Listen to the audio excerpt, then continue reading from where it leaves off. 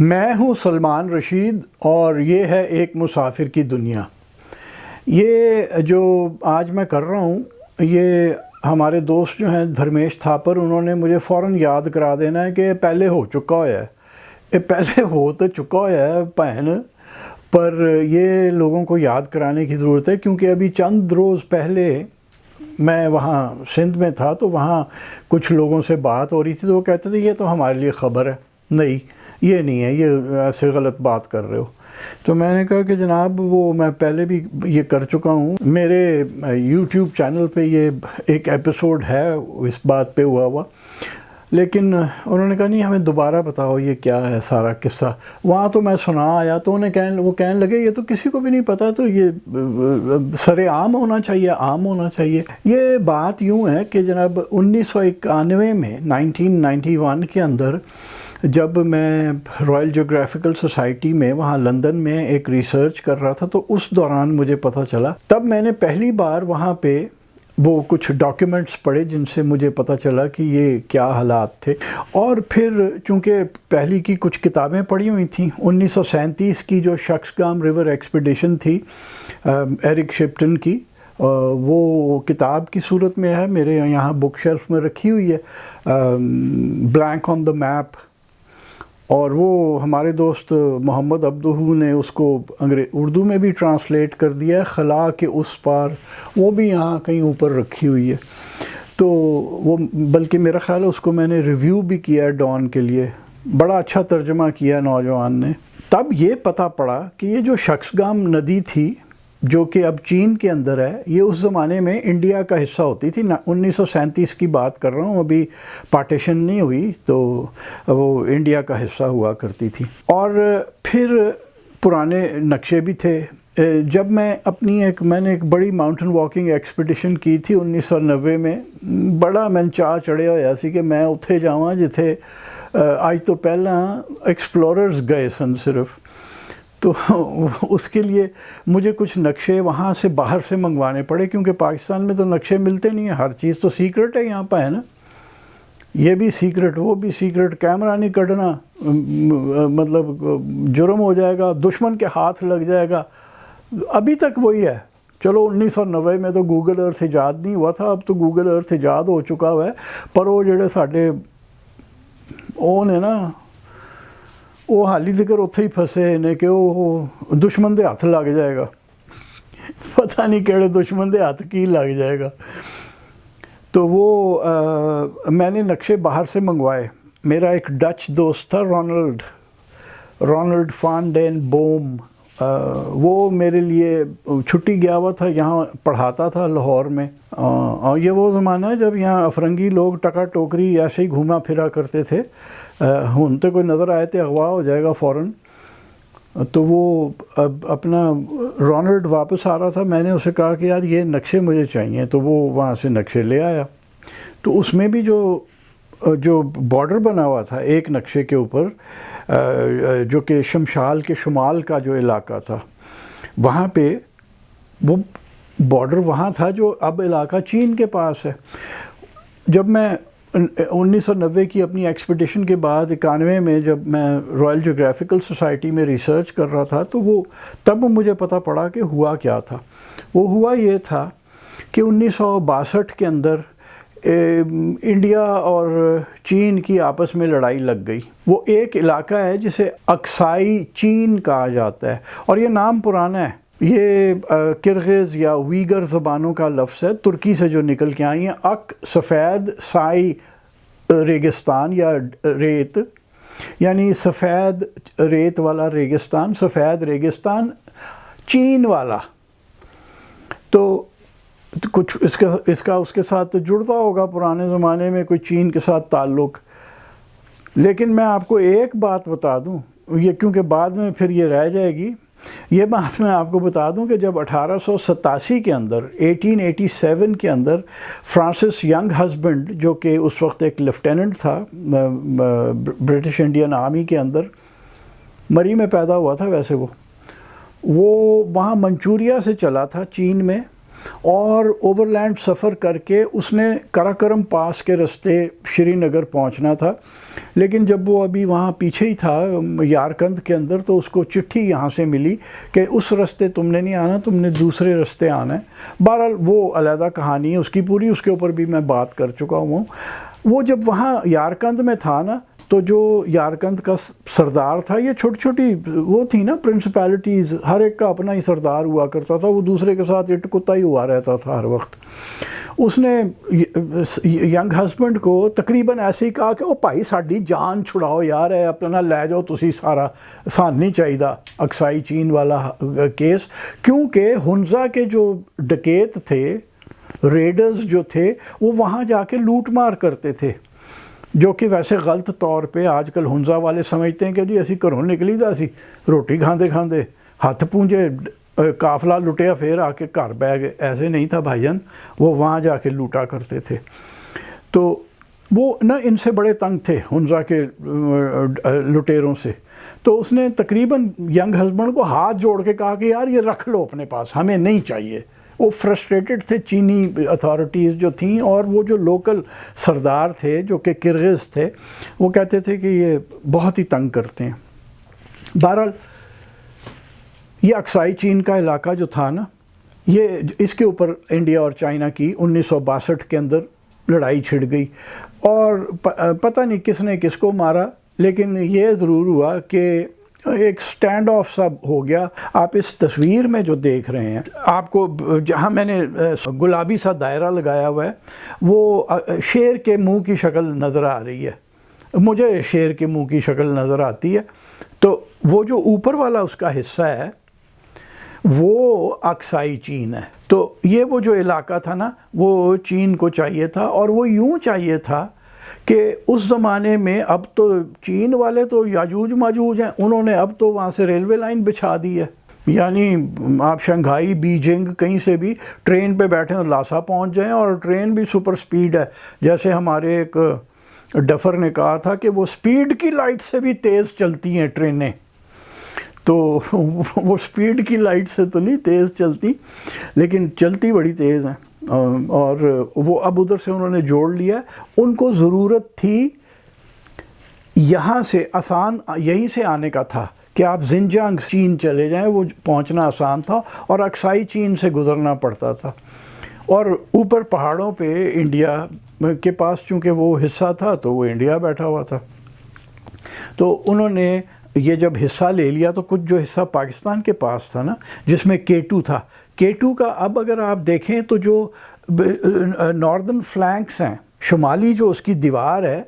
وہ چین کے پاس ہے، جو ہمارے پاس صرف جنوبی دیوار ہے، اور چین سے ایکسپیڈیشنز آتی ہیں اس طرف سے چڑھنے کے لیے۔ میں نے وہاں کیمپ گراؤنڈ بھی وہ دیکھا ہوا ہے، جب میں 2006 میں ادھر گیا تو وہ اسے کہتے ہیں سوغیت جنگل، سوغیت ولو کے جو جھاڑی ٹائپ ہے نا، پورے پیڑ جو ہے نا نہیں وہ بنتا، وہ جھاڑیاں سی بنتی ہیں کچھ 6-7 فٹ اونچی بس، وہ تو اس کو سوغیت کہتے ہیں۔ کرغز، ویگر، یہ جتنی بھی ترکی سے نکلی ہوئی جو زبانیں ہیں اس سے، تو وہ وہاں وہ اب پورا کا پورا فلینک جو ہے، ناردرن فلینک جو K2 کا ہے، وہ چین کے پاس ہے، اور وہ جو اس کے نیچے شخصگام ندی ہے وہ چین کے پاس ہے۔ اگر آپ پرانے نقشے دیکھیں تو جو بارڈر گزر رہا ہے وہ شخصگام ندی کے پار ایک علاقہ ہے۔ میں اب آپ کو پورے نقشے نہیں دکھا رہا، بس یہ بتاتا چلوں کہ شخصگام ندی مشرق سے نکل کے آ رہی ہے پہاڑوں سے، اور یوں مغرب اور پھر شمال مغرب کو ہو کے پھر شمال کو ہو کے اوپر جا کے ریگستانوں میں گم جاتی ہے۔ تو اس کے جو پار پہاڑیاں ہیں اس کے اوپر ایک اغیل پاس ہے۔ میری ایک تصویر بھی ہے، یہ میں آپ کو دکھا دیتا ہوں، میں نے بڑا ہیروئک پوز مارا ہوا ہے، حالات برے ہوئے تھے اس وقت، ویسے نہیں اتنے بھی برے نہیں تھے اس زمانے میں فٹ تھا، اب اگر میں جاؤں تو میں شاید پہنچوں ہی نا۔ تو وہ یہ اغیل پاس کی تصویر ہے، یہ پاکستان کے پاس ہوا کرتا تھا یہ علاقہ، یعنی پرانے نقشوں میں دیکھیں بارڈر این اس کے اوپر سے گزرتا تھا، اور اگر کوئی یہاں سے ٹریکر اپنے پاکستان یا انڈیا سے جاتا تو وہ شخصگام ندی پار کر کے پہاڑ جب چڑھتا، اور 4800 میٹر کی بلندی پہ ہے یہ اپنی عغیل پاس، وہ یہاں پہنچتا تو ادھر پرلی طرف کرغز ہو سکتا ہے کہ شیپرڈز اسے مل جاتے، ویسے وہ اوپر نہیں آتے کیونکہ جب میں اس طرف سے آیا تھا تو وہ کافی نیچے رہتے ہیں،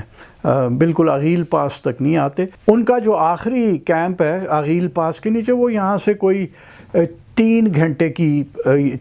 کی پیدل مسافت کے اوپر ہے۔ بہرحال وہ جنگ ہوئی، اس کے بعد چین نے پاکستان سے کہا کہ یار یہ انڈیا والے تمہارے دشمن ہیں، وہ ہمارے بھی دشمن ہیں، اس لیے ہم دونوں دوست ہیں، قدرتی بات ہے۔ تو یہ جو ٹوٹا ہے نا، یہ سلائس ہمیں دے دو تو ہم اپنا یہاں پکا کام کر لیں گے، اکسائی چین ہمارے پورے قبضے میں آ جائے گا۔ چنانچہ 1963 میں ایک بارڈر ایگریمنٹ ہوئی، اور اس کا ٹائٹل کیا تھا؟ اس کا اصل نام تھا سائنو پاکستان فرنٹیئر ایگریمنٹ 1963۔ اس کے بعد بارڈر کے اوپر بتیاں لگ گئیں کہ اس طرف چین ہے، اس طرف پاکستان ہے، اور ایک بہت بڑا سلائس پاکستان نے چین کو دے دیا۔ جی ہاں، جس سے یہ ہوا کہ شخصگام ندی بھی گئی، اور جو K2 کا ناردرن فلینک تھا وہ بھی گیا۔ وہ پہلے ہمارے پاس ہی ہوا کرتا تھا 1963 سے پہلے۔ اور یہ جو میں نے ایگریمنٹ آپ کو دکھائی ہے نا، جس کا نام میں نے آپ کو بتایا، اس میں پورا لکھا ہوا ہے کہ کہاں سے کہاں یہ بارڈر یوں آ رہا ہے، اور یہ جو ہے اب مطلب ہے کہ دے دیا جائے گا۔ اور اس ایگریمنٹ کے اندر یہ لکھا ہوا ہے کہ فلاں لیٹیٹیوڈ لانگیٹیوڈ سے لے کے فلاں تک جو کا حصہ ہے وہ ایڈجسٹمنٹ میں چین کے پاس جا رہا ہے۔ انڈیا ہم سے اس بات پہ بہت ناراض ہے کہ جی انہوں نے دھرتی اپنی جو تھی نا وہ ادھر دے دی، جو کہ پہلے اپنے دیش کا حصہ ہوا کرتی تھی۔ تو اب یہ جب وہاں 1991 میں ریسرچ کے بعد مجھے یہ بات پتہ چلی، تو میں نے واپس آ کے دا نیوز کے اندر، میں ان دنوں میں لکھا کرتا تھا، ٹریول پیس لکھتا تھا، تو میں نے ایک ٹریول پیس کے طور پہ ایک لکھا کہ جناب یہ کس طرح ہوئی ہے یہ بارڈر ایڈجسٹمنٹ، جس کے اوپر دستخط کس کے ہیں؟ ذوالفقار علی بھٹو صاحب کے، اور آغا شاہی ہمارا وہ ہوا کرتا تھا بڑا ترنٹ قسم کا فورن سیکرٹری کے کیا، ان کے اس کے اوپر دستخط ہیں۔ یہ میں نے لکھ دیا کہ جناب یہ دو صاحبان نے جو ہے نا یہ کام کیا تھا۔ ظاہر ہے ایوب نے انہیں کہا ہوگا، بھٹو صاحب ایوب کے کیبنٹ کے اندر تھے، اور یہ آغا شاہی جو تھا وہ ان کا سیکرٹری تھا۔ میرا آرٹیکل چھپنے کے کوئی اگلے ہفتے ہی آغا شاہی نے ایک آرٹیکل لکھ دیا کہ یہ سب جھوٹ ہے، یہ کوئی ایسا نہیں ہے، اور جناب یہ ہم نے تو کوئی چین کو حصہ نہیں دیا، بلکہ چین نے ہمیں بہت ساری زمین دی ہے۔ یعنی ہمارے جو بابو ہیں نا، وہ چٹا جھوٹ مار دینے۔ وہ دوست ہمارے جو ہیں اپنا گوہر بٹ اور عمران شفقت، ان کا ایک فقرہ ہے جھوٹو جھوٹ چوتالی، تو وہ ہمارے جو یہ بابو ہیں یہ اس کے ماہر ہیں جھوٹو جھوٹ چوتالی کے۔ اس نے لمبا آرٹیکل تھا کہ یہ سب جھوٹ ہے، یہ جاہل لوگوں کی کہانی بنائی ہوئی ہے، فلاں ہے ڈھمکاں ہے۔ نقشے چونکہ ہمارے یہاں ریڈیلی اویلیبل ہی نہیں ہے، تو ہم ثابت ہی کچھ نہیں کر سکتے۔ یہ جو نقشہ آپ دوبارہ سے دیکھ لیجئے، یہ جو میں آپ کو دکھا رہا ہوں، یہ ایک ایٹلس ہے جو 1952-53 کی چھپی ہوئی ہے، میرے پاس موجود ہے۔ اتنی بسیدہ حالت میں ہے کہ اگر آپ اس کے صفحے کو ذرا بد احتیاطی کے ساتھ اٹھائیں تو وہ ٹوٹ جاتا ہے۔ ایک میرے پاس اور ایٹلس ہے جو کہ 1895 کی ہے، وہ میں استعمال اس لیے نہیں بالکل بھی کرتا، اس میں سے میں نے کچھ نہیں آپ کو دکھایا کیونکہ اس کے صفحے تو بہت ہی نازک ہو چکے ہیں، اور اس کے اندر بھی یہی ہے۔ یہ اکسائی چین والا سارا علاقہ جو ہے انڈیا ہوتا تھا اس زمانے میں، تو وہ انڈیا کے اندر ہی ہے۔ اب اگر آپ نقشہ دیکھیں، یہ شیر والا نقشہ، شیر کے منہ والا نقشہ آپ دوبارہ دیکھ لیجئے،